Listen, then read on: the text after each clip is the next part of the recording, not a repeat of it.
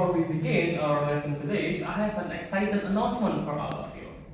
So for this semester, our department will have a collaboration with a global connect company for an international internship program. However, not everyone will be accepted. We will first need to pass the application process, including your CV, a professional email application, and an interview. Remember everyone, throughout the application process, professionalism is just as important as your English. When you write your emails, at an interview, or communicate with a professional, please use a clear, respectful, and a formal language. Because academic English is not just about using difficult vocabulary.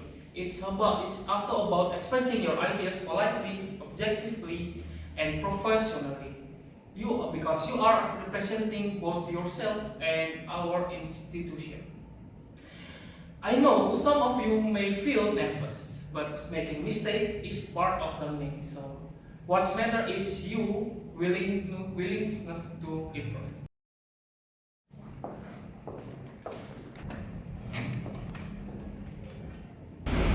I don't think I'm ready. Why? My English is not that good. Nobody starts perfect. I've worked with you almost every project. I know how hardworking you are. You always prepare it well. And whenever you don't understand something, you never stop learning. I honestly believe you can do this. Really? Of course, I wouldn't say it I didn't mean it. Well, prepare together and we will practice the interview, and if you have mistakes, we will learn from them.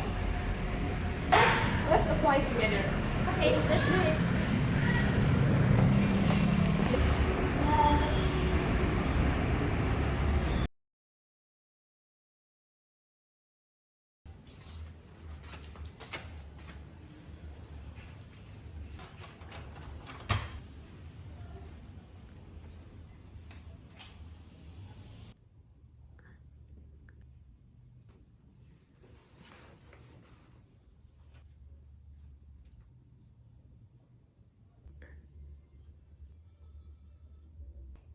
I can do this.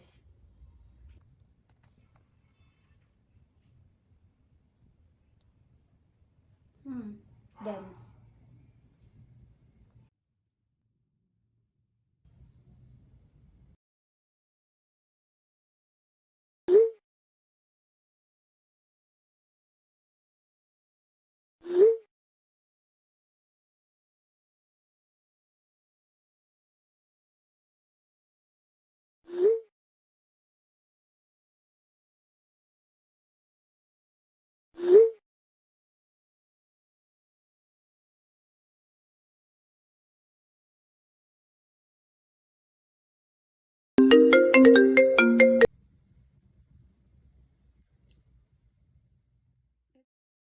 Don't worry, Emma. This is exactly why we should always ask someone to proofread important emails. Let's look at it together. Remember, your email is the first impression the company has of you. Before they meet you, they will read your words. So, your email should reflect professionalism, and it should be respectful, well organized, and easy to understand. I didn't realize an email could say so much about someone. It really does. In professional communication, people don't only pay attention to what you say, they also notice how you say it. A professional email usually has four important parts: a proper greeting, a clear purpose, a polite closing, and a professional signature. In academic and professional setting, we should use formal language and choose complete sentence, be respectful, and make your purpose clear. Oh, that makes so much more sense. Okay, let's rewrite it.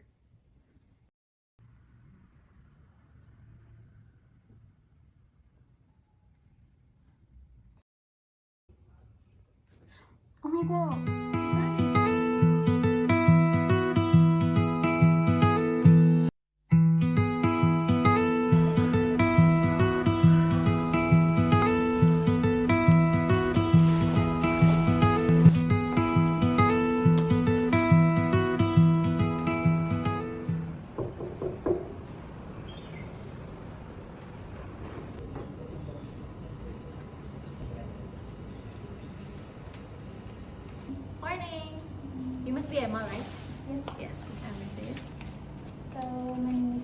very nice to meet you.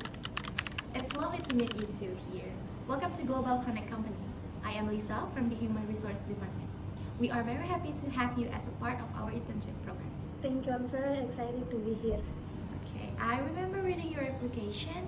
You mentioned that you want to improve your professional communication skills while gaining international work experience.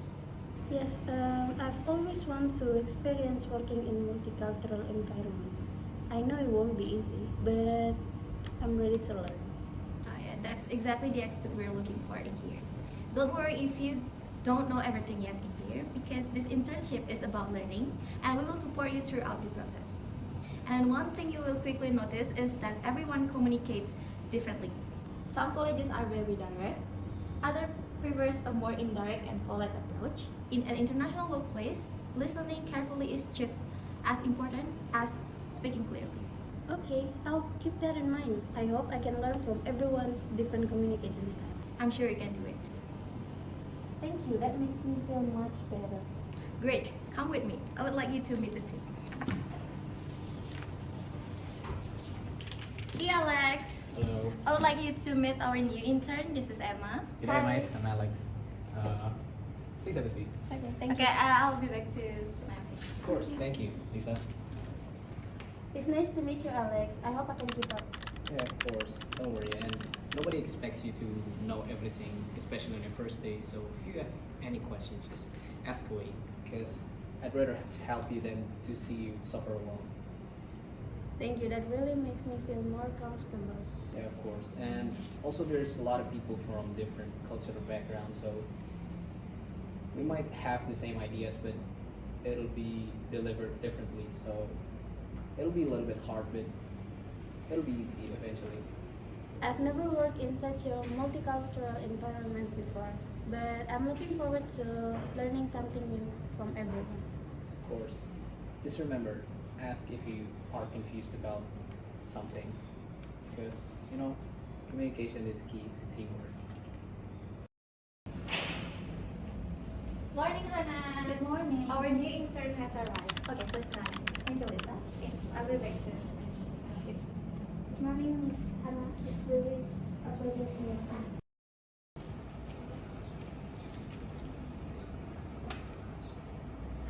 Hello, Emma. Yes, Miss Hannah. If you don't mind, I'd like you to prepare a summary of today's orientation. I believe writing it down will help you reflect on everything you've learned. And understand it's your first day, so I don't want to pressure you.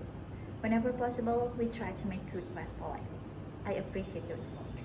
Thank you, Miss Hannah. I appreciate your guidance. There's no rush, but I'd appreciate your sipping it before tomorrow morning. Me, I'll take care of it. Thank you. Hello, Emma. Hi. Do you mind helping me sorting these documents? Sure, I'd be happy to. Oh, thanks, man. I owe you one.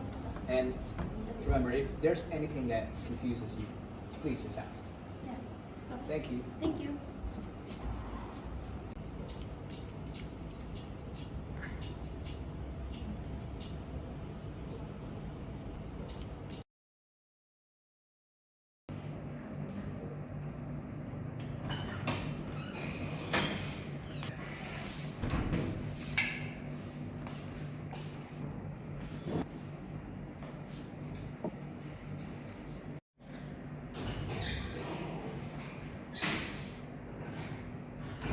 Morning, Hannah. Good morning, Miss Hannah. May I ask what are yesterday's orientation summary?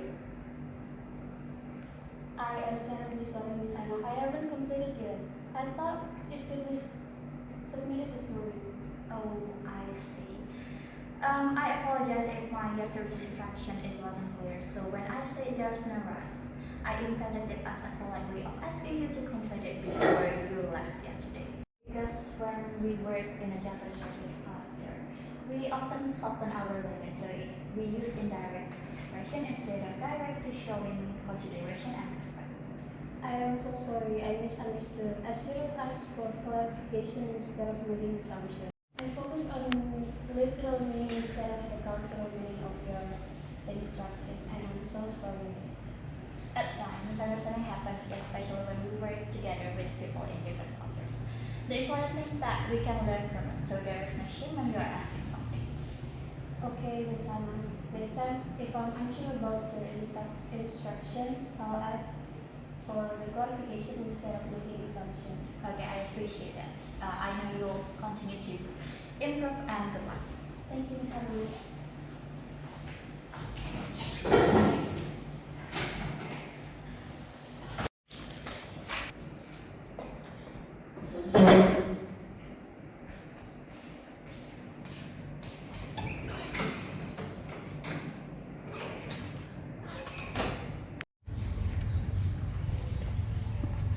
Hi Emma. You look upset. Why? I feel like I failed on my first assignment. I can't stop thinking about it. I studied English for years. I thought language would be my biggest challenge. But now I realize I understood what Miss Hannah said. I just didn't understand what he actually meant. Don't be hard to yourself, Emma. What happened today is actually a very common example of intercultural communication. What do you mean? So, in Japanese workplace, people often communicate indirectly. So when Miss Hannah said there's no rush, he wasn't giving you permission to relay the task. He was simply expressing the instruction politely. Because different cultures have different ways of showing their politeness. In some countries, supervision gives very direct instruction. They might simply say, finish this before you leave today. But in Japanese culture, people often solve their request. So they may use expression like, if you don't mind, or there's no rush, even though they still expect the task to be completed. So she still expects me to do it yesterday. Yes, exactly. It is an example of indirect communication. So many Japanese professionals avoid giving direct comments because they want to sound respectful. And then in pragmatics, this is called a polite strategy. So the speaker tries to avoid sounding too forceful. So they respect the listener's freedom by making the request sound less demanding. But if we only focus on literal meaning, they might misunderstand the real intention. So I interpret her word literally. Oh yeah, and that's completely understandable.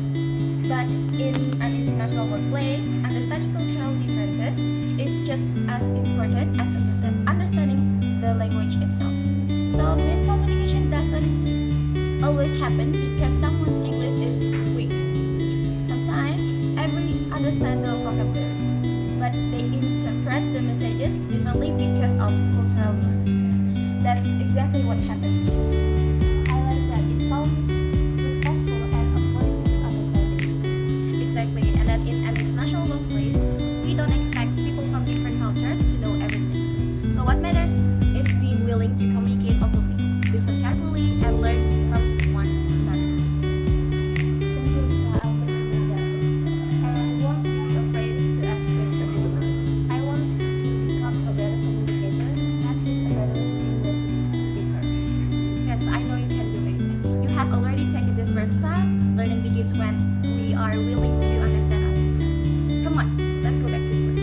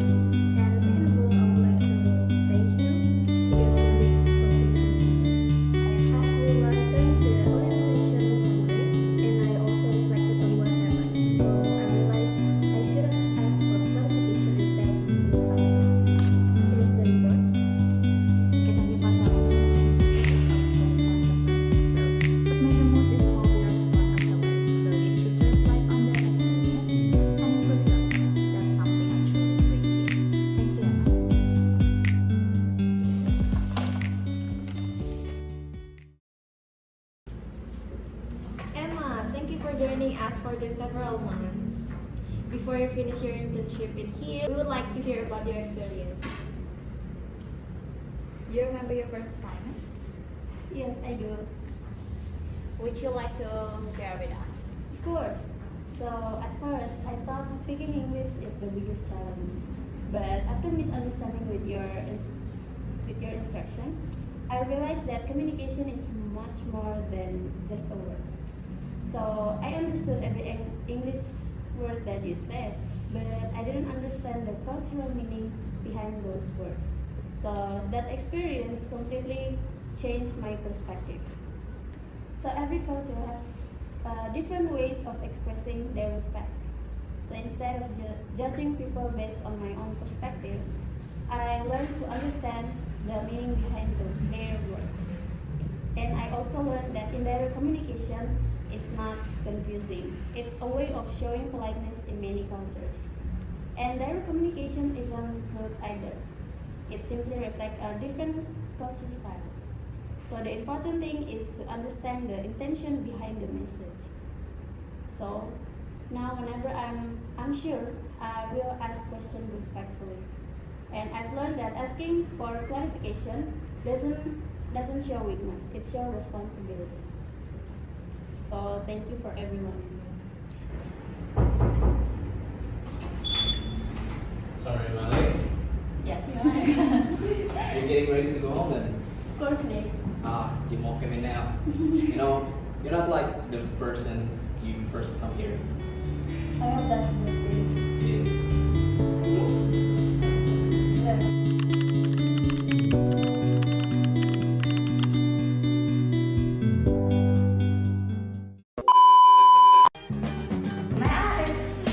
Namanya Daita. Masuk got. Tapi kena sasar api. Don't be hard to yourself, Emma. Kok gitu sih nada? Iya,